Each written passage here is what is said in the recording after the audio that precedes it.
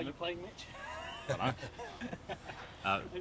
Mitch, congratulations, I guess. How's it feel to be here on the verge of 100 tests? Same as every other week, I guess. No, a chance to win another test match away from home, which is never easy to do. We've obviously had a good couple of weeks, and I guess it makes me feel old being 99 games under the belt. But yeah, it's another great place to play. The last tour here, we finished here in 2015 and then went on to the Ashes. So for a few of us, good memories from that one 10 years ago, and hopefully another good week.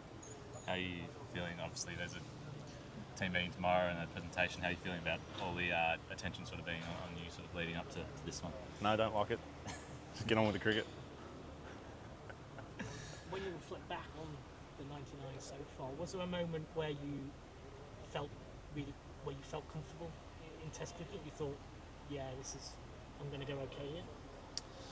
I don't know. I haven't really thought too much about all the games before, but I think I've mentioned it in the past. It was probably around that 2015 mark, and for a long time there I was either in and out or not good enough or injured. So it's a pretty stop-start to the first portion of Test cricket, and then obviously had a bit of success along the way in white ball cricket and got a bit more comfortable in how things were going bowling wise, and started to put the pieces together with a few tools in red ball cricket, and then had a bit of an extended run there. So perhaps it was around that stage where things started to feel like I was capable of playing a lot more of it.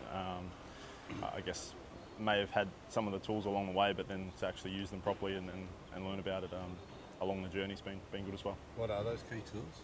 I don't know. What do you think they are? One that goes in, the one that goes that way, and the one that goes straight across. Keep it simple. And I the like one that. that hits a length. Yeah, sounds about right. And the one that backs up the length. Yeah, that's pretty much it. I mean, I've always been lucky enough to have a bit of airspeed, so it was kind of harnessing the rest around that. It's always sort of, I guess early doors I had the ability to swing the new ball and bowl fast, but then didn't have a lot through the period where the ball didn't do everything or anything. I was obviously had the ability to reverse swing it, but that portion through the middle. So grow up in international cricket with two of my closest mates who are two of the world's best, to learn from them along the way and develop a bit more to my game over the years has certainly helped me in the long run, and then adapt to a wobble seam, or however people want to describe it, and then be able to bowl in different facets of the game, different conditions around the world. It's probably helped me get to as far down the track as I have. Just, and you said you don't like the attention, but can you acknowledge the longevity part of it, Mitch? The fact that you're just the second fast bowler to get to this mark, what it's done to your body, how difficult it is to get there? What has it done to my body? There's a few scars and a few sore bits most days, but no, I think, growing up was always wanting to pull on the baggy green and play. Didn't think I'd play one game, but to have 99 chances to do that's been a real privilege, and to play with some of Australia's greats, some future greats, to play with, in particular two guys that I've grown up with through cricket, and obviously Nathan, you add into that, and we've spent a lot of time together. So to play with a lot of really close mates, to play with a lot of really good people around the staff and the playing group has been really special. And then,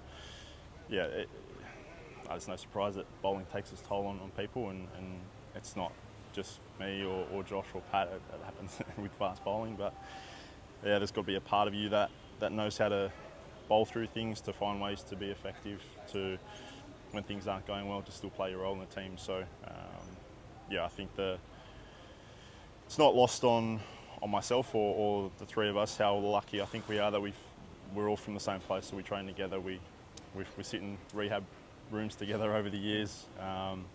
The ability to push each other along the way, whether it's a flat week or a test week, I think that contributes to the longevity of the three of us in particular. And just about that as well, so how important was it to understand your own body? I mean, others have called you a warrior in this team, and when did that happen, and how well do you know it?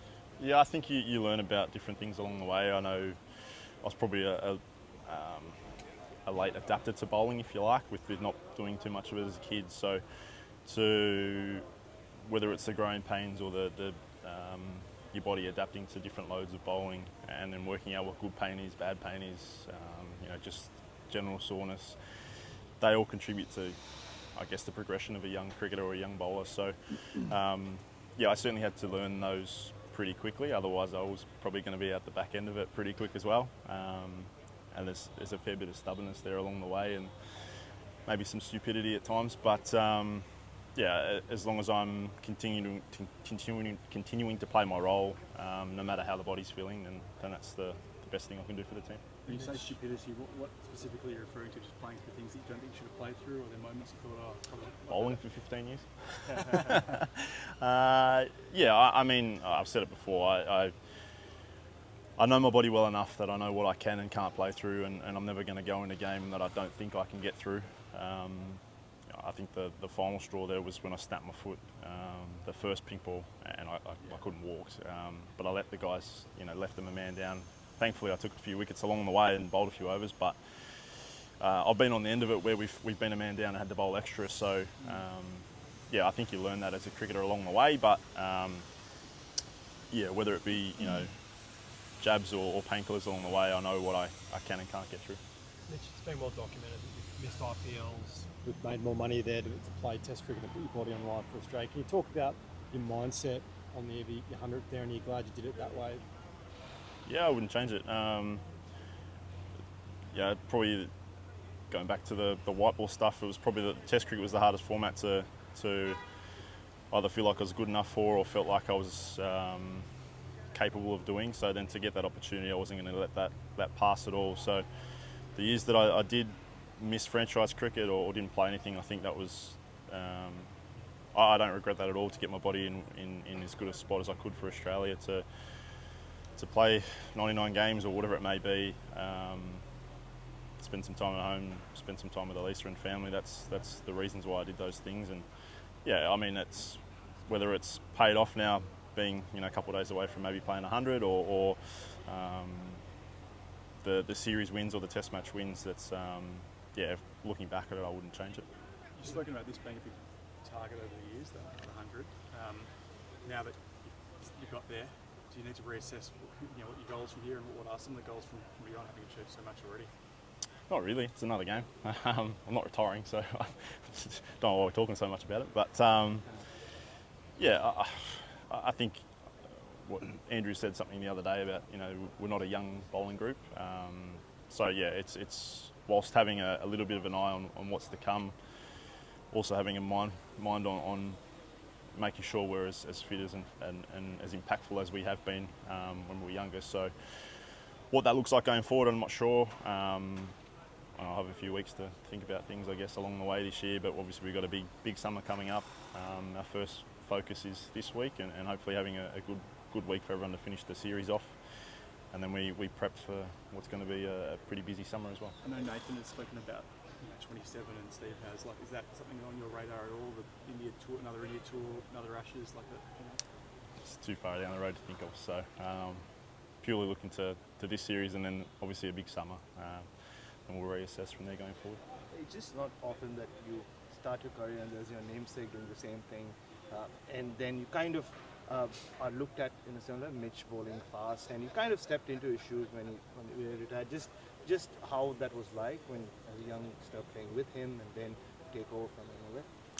Yeah, I mean, I very similar in the way we went about our cricket. I guess both left armers who tried to bowl really fast, try to be attacking with bat and with ball. I mean, coming into the group with Mitch being the trainer that he is and the fast bowler that he was, I certainly, I guess, was his shadow at times and picked up a lot of things from him, whether it be the way he trained, the way he lifted in the gym and trying to be strong and get your body in a position to do what we needed to do for a long period of time. So, whether he thought that way or not, I certainly saw him as a bit of a mentor or quiet mentor in the background, certainly in the first part of my career, and then to see what he did as a cricketer and how he prepared and his mindset there, and obviously him moving on sort of midway through my career, and then to almost carry on from where he started. There's not too many left arm bowlers going around as it is, let alone have two in the same setup. So that was I was grateful for that opportunity, and carry on past where he was cool as well. I know you're very much team first and the result and everything, but can you reflect on a match you recall fondly for what you did on the field? Not really. Honestly, I think I think the most memorable parts. I'm not one to reflect hugely on what's been. I probably will when I'm finished, and I don't have to worry about the getting out of the bed to bowl too much. But no, I certainly remember the wins, and whether it's a series wins or test wins, they're the ones that stick with me the most. And you know, whether it's Alex Carey's first team song last week, or songs after retaining in Ashes, or winning the BGT at home, whatever it may be, they're the moments that I think. I'm not going to speak for anyone else, but they're the special moments, I think, as a cricketer in this group, and it's been a lot of fun. So they're the ones I remember fondly. Your average at home and away is very similar. Is that adaptability, ability to make an impact in various conditions, something you pride yourself in? Yeah, I think that's probably progressed the last few years as well with adapting my tools or whatever it may be to later in my bowling life. But yeah, I think I've always had that airspeed, so at times that can take the pitch conditions out of the equation at times. Not always, but at times. And being left-handed is obviously a different point of angle or perception for the batter. So yeah, it's been enjoyable to play my role in different conditions and still be able to be impactful around the world, which I mean, it doesn't happen every week, but over the course of a while, it's been good to play that role. Bringing it up in a pink ball test, obviously you've had a lot of success with all three coloured balls, but given how much you've dominated the pink one, is there any sort of significance around that? Yeah, it's quite, wow, I don't think it's poetic, but quite funny that I'm playing 100 in a pink ball game. So yeah, I mean, geez, the session last night, I had to bat it in bowl, but there might be a few things going on at night with the pink juke. A new one for us as a group, I think Usman's the only one who's played with a pink juke, and it was an English juke, and he said the county game went for a day and a half. So yeah, it looks a pretty good wicket. Exciting to play a day-night test away from home. Obviously the last pink test against the West Indies didn't go away, so a chance to redeem ourselves there. But no, really exciting for everyone to play a pink ball away from home here at Sabina Park, and yeah, it's just hopefully a really enjoyable week for everyone. How was fielding under the lights?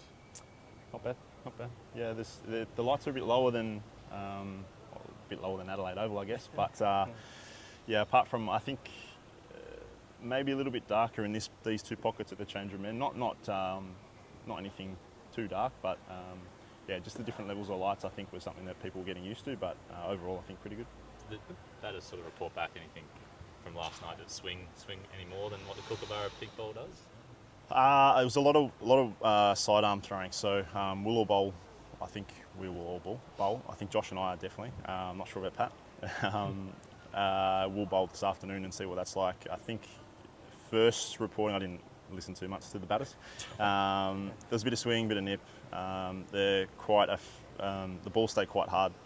They were all brand new balls to start with, so we'll see how they wear. But the square, the wicket in particular, looks like it's probably the most evening covering of grass we've had this series. So it's a bit of a lottery to see what the wickets do, but at first look, it looks the best of the three.